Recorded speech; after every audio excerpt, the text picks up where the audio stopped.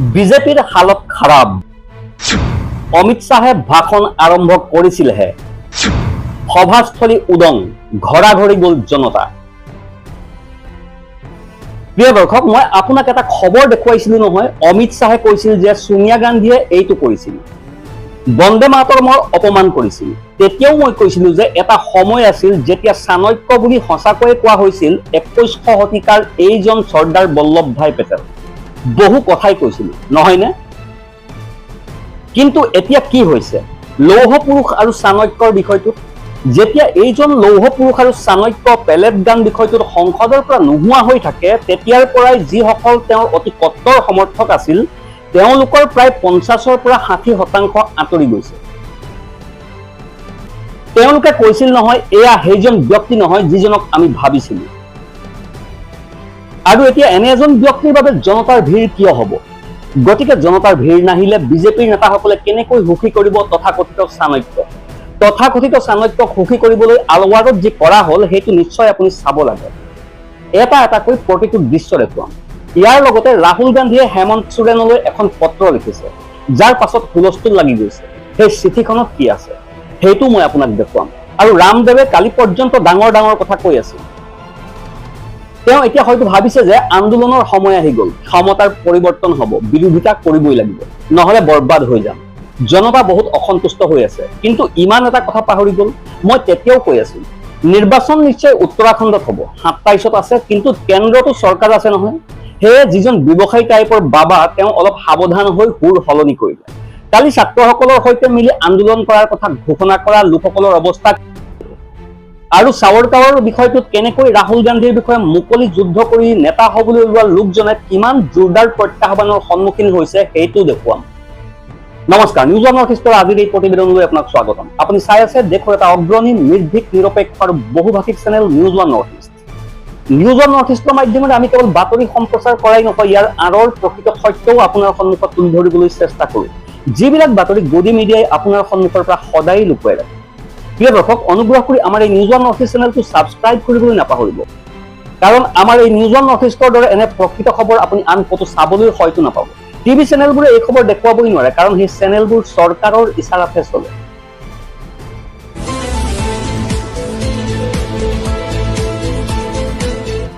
প্ৰিয় দৰ্শক, এইটো চাওক, এটা ডাঙৰ খবৰ। এতিয়া কি দাবী আছে প্ৰথমে কম, কিন্তু তাৰ আগতে চাই যাওক এইবোৰ প্ৰকৃততে কি হৈ আছে।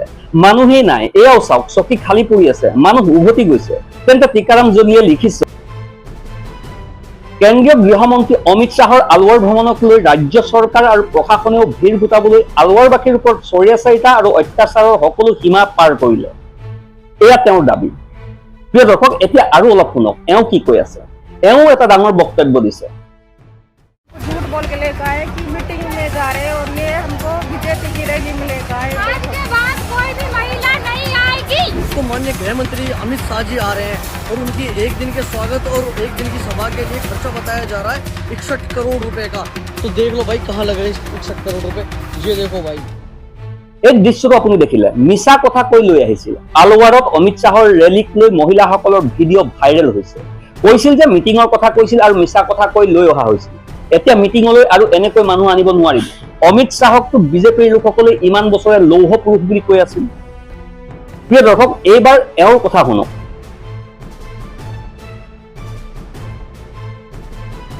এতিয়া কওক, এতিয়া বিজেপিৰ নিজৰ মানুহে প্ৰকৃত সত্য উন্মোচন কৰিছে। অৱস্থা এতিয়া এনেকুৱা। এতিয়া এইটো নাভাবিব যে সম্পূৰ্ণ বিজেপিৰ প্ৰকৃত সত্য উন্মোচন নহ'ব। মই কৈছিলো নহয়, সময়ৰ চকৰি। কিন্তু এতিয়া স্বীকাৰ কৰা উচিত, যিদৰে কংগ্ৰেছৰ নেতাসকলে এটা সময়ত স্বীকাৰ কৰি লৈছিল যে এতিয়া ক্ষমতাৰ পৰা যোৱাৰ পাল, কিন্তু এওঁলোকে স্বীকাৰ কৰিব পৰা নাই। এতিয়া এখন পত্ৰ লিখা হৈছে। এই পত্ৰখন, এইখন ৰাহুল গান্ধীয়ে হেমন্ত সোৰেনলৈ লিখা পত্ৰ, য'ত ৰাঁচীত ছাত্ৰসকলৰ প্ৰতিবাদ সন্দৰ্ভত হেমন্ত সোৰেনক ছাত্ৰসকলক নিজে লগ কৰিবলৈ কোৱা হৈছে। যুৱক যুৱতীয়ে ভাৰতৰ ভৱিষ্যত। আপুনি নিজে ছাত্ৰসকলৰ ডেলিগেশ্যনক লগ কৰক, ছাত্ৰসকলৰ বিষয়ত শীঘ্ৰে ব্যৱস্থা গ্ৰহণ কৰক, এইটো ৰাহুল গান্ধীয়ে দাবী কৰিছে। এফালে বিষয়টো বাঢ়ি গৈ আছে, আনফালে এই লেটাৰখন ভাইৰেল হৈছে। আৰু এটা খবৰ ভাইৰেল হৈছে, এইটো চাওক। ছাত্ৰ ছাত্ৰীয়ে আন্দোলন কৰিলে পঢ়িব কেতিয়া? সলনি হ'ল বাবা ৰামদেৱৰ সুৰ। প্ৰথমে প্ৰতিবাদৰ সতৰ্কবাণী দিছিল, গণ্ডগোল আছে, দুৰ্নীতি আছে, পেপাৰ লিক হৈছে, চিটিং হৈছে। তাৰ পাছত যেনে তেনে যদি পৰীক্ষাও সম্পূৰ্ণ হয় তথাপিও চাকৰি পোৱা নাযায়। বহু কথাই তেওঁ কালি কৈছিল আৰু তাৰ পাছত ক'বলৈ ধৰিলে আন্দোলনৰ যদি প্ৰয়োজন হয় মই আন্দোলনো কৰিম। এইবাৰ পৰিস্থিতি বিষম দেখি এইজনায়ো আন্দোলন কৰিবলৈ মন মেলিছে। 48 ঘণ্টাও নহয়, 24 ঘণ্টাতকৈও কম সময়। 24 ঘণ্টাৰ ভিতৰতে হুৰ সলনি হৈ গ'ল। যোগগুৰু বাবা ৰামদেৱৰ ডাঙৰ বক্তব্য, ক'লে দেশত বহুত ডাঙৰ গণ্ডগোল হৈ আছে, চাকৰি বিক্ৰী কৰা হৈছে, পুনৰ আন্দোলনৰ কথা কৈছে, কিন্তু এতিয়া 24 ঘণ্টাৰ ভিতৰত সকলো ওলোটা হৈ গ'ল। মই কৈছিলো নহয়, যেতিয়া আপুনি ব্যৱসায়ী হয় এইটো সত্য যে আপুনি সম্পূৰ্ণৰূপে মুক্ত ব্যক্তি, সম্পূৰ্ণ মুক্ত, আৰু তেনে অৱস্থাত আপোনাৰ কোনো পাৰ্থক্য নপৰে। কিন্তু যিজনে টকা ঘটাৰ বাবে নিজৰ ব্যৱসায় কৰে তেনে ব্যক্তিহে এনে ঘটনাৰ সন্মুখীন হ'ব লগা হয়। আনফালে এই মানুহজনৰ অৱস্থা চাওক। ৰাহুল গান্ধীৰ বিৰুদ্ধে থকা সাৱৰকাৰ সম্পৰ্কীয় গোচৰৰ মন্তব্যক লৈ এইজন ব্যক্তিৰ ওপৰত 20,000 টকাৰ জৰিমনা লগোৱা হৈছে। কাৰণ কি?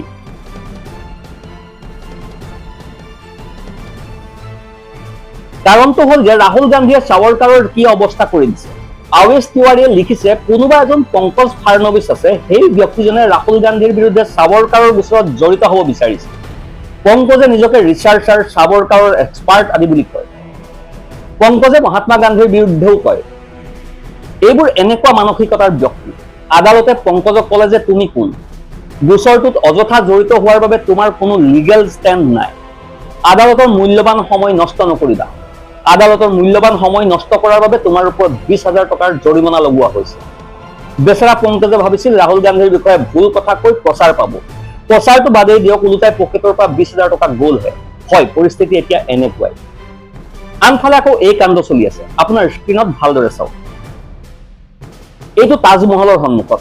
তাজমহলক লৈ তেওঁলোকৰ ভুল ধাৰণা আছে। ছচিয়েল মিডিয়াত এটা ভিডিঅ' ভাইৰেল হৈছে, য'ত দাবী কৰা হৈছে যে এই হিন্দুত্ববাদী সংগঠনৰ সৈতে জড়িত লোকসকলে তাজমহলৰ সন্মুখত মেহতাববাগত শাওনৰ ৩য় সোমবাৰে পূজা অৰ্চনা আৰু আৰতি কৰিছে।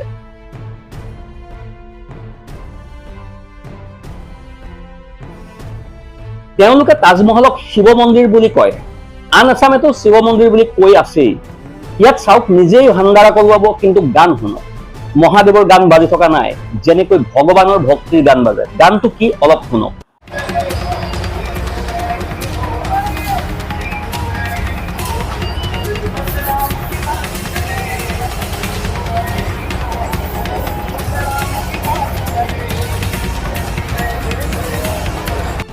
এইটো মই এইবাবেই দেখুৱাইছো কাৰণ এওঁ হৈছে IAS বিষয়া সৌম্যাজী, বৰ্তমান বেৰেলীত উন্নয়ন প্ৰাধিকৰণৰ উপাধ্যক্ষ। ভাল কথা, ভক্তসকলৰ ওপৰত ফুল বৰষুৱাৰ ট্ৰেণ্ড আছেই, চৰকাৰী নিৰ্দেশ বুলি বুজি লওক। ভক্তসকলৰ বাবে ভাণ্ডাৰাও আয়োজন কৰাই দিলে মেডামে, কিন্তু ভক্তসকলৰ বাবে যি ভাণ্ডাৰা আয়োজন কৰা হ'ল তাত কোনবোৰ গান বাজি আছে? এইটো পাৰ্টি পলিটিক্সৰ হিচাপত যদি চলি আছে। যি কি নহওক, এতিয়া সকলো সীমা শেষেই হৈ গ'ল, গতিকে আৰু কিনো লেনা দেনা বাকী থাকিল। আনফালে এইটো চাওক, যেতিয়া তেওঁলোকেই চাই আছে, ট্ৰেণ্ড ছেট হৈ আছে, সকলো ট্ৰেণ্ড তেওঁলোকেই চাই ছেট কৰিছে, ইয়াত কোনো কথা নাই, এইটো কোনো অপৰাধ নহয়, কিন্তু বাকী সকলো অপৰাধ। এয়াই হৈছে আৰক্ষীৰ পোছাক, কেৱল কাপোৰ নহয়, আইন হয়। আইন সকলোতকৈ ওপৰত। এয়া ফিৰোজাবাদৰ ASP অনুজ চৌধুৰী। খাকী পোছাক পিন্ধি কথাবাচক ধৰ্মগুৰু ৰিতেশ্বৰ মহাৰাজৰ ভৰি চুই আছে। তেওঁ লিখিছে, এই কথাত মোৰ অসুবিধা নাই, ভাৰতৰ সংবিধানে এই স্বাধীনতা দিছে, কোনো ব্যক্তিয়ে যিকোনো ধৰ্মৰ প্ৰতি আকৰ্ষিত হ'ব পাৰে, কিন্তু তেওঁলোকে খাকী পোছাক পিন্ধি ধৰ্মগুৰু, ধৰ্ম কথাবাচকসকলৰ চৰণত নত হোৱা উচিত নাছিল, কাৰণ তেওঁৰ সৈতে পোছাকযোৰো নত হ'ল, পোছাকৰ মৰ্যাদাত আঘাত লাগিল। এইটো তেওঁহে কৈছে, কিন্তু কৈ দিওঁ, এওঁ য'ৰ পৰা পদোন্নতি পাই ফিৰোজাবাদ পালেহি, তাতে এতিয়া 10 দিন আগতে এজন মৌলবী টাইপৰ আছিল কোনোবা, তেওঁৰ ভৰি এজন ইন্সপেক্টৰে চুইছিল আৰু আশীৰ্বাদ লোৱাৰ ভিডিঅ'ত প্ৰচাৰ হৈছিল। তেতিয়া কিন্তু তাত থকা শীৰ্ষ আৰক্ষী বিষয়াসকলৰ অনুভূতিত আঘাত লাগিছিল। তেওঁলোকে আৰক্ষীৰ নিয়মাৱলী খুচৰি চালে, কোনটো ধাৰাৰ অধীনত ব্যৱস্থা গ্ৰহণ কৰিব পাৰি, গম পালে এয়া অপৰাধ। তেতিয়াহে অপৰাধ মনত পৰিল আৰু তেওঁক বদলি কৰা হ'ল। প্ৰিয় দৰ্শক, গতিকে দেখিলে আইনৰ প্ৰয়োগৰ নমুনা, এয়াই এতিয়া গণতন্ত্ৰ। প্ৰিয় দৰ্শক, কমেণ্ট বক্সত নিজৰ মতামত নিৰ্ভয়ে লিখিব। অনুগ্ৰহ কৰি আমাৰ এই নিউজ ওৱান নৰ্থ ইষ্ট চেনেলটো ছাবস্ক্ৰাইব কৰিবলৈ নাপাহৰিব। এইখন আপোনাৰে প্লেটফৰ্ম, য'ত আমি সঁচা বাতৰি পৰিৱেশনৰ ক্ষেত্ৰত কালৈকো ভয় নকৰোঁ। আমি কাৰোৰে ইচাৰাত চলা গোলাম নহয়। Bureau' report, news one north east.